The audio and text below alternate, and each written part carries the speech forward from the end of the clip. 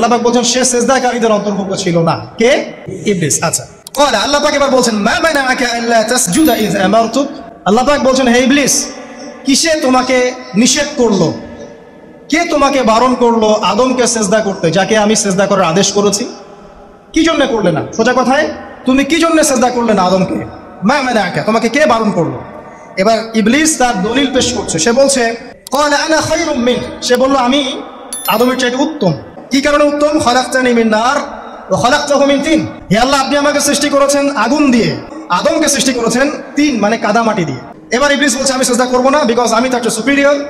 আপনি তাকে সৃষ্টি করেছেন মাটি দিয়ে, আমাকে সৃষ্টি করেছেন আগুন দিয়ে, আমি তাকে সিজদা করব না। সে আল্লাহ পাকের আদেশ লঙ্ঘনই করলো না, বরং আল্লাহকে উল্টা একটা যুক্তি দেখালো যে আপনি ভুল আমি ঠিক। নাউযুবিল্লাহ। এবার আল্লাহ রাব্বুল আলামিন বলছেন ক্বালা ফাহবিত মিনহা, ইবলিস এখান থেকে নেমে যাও।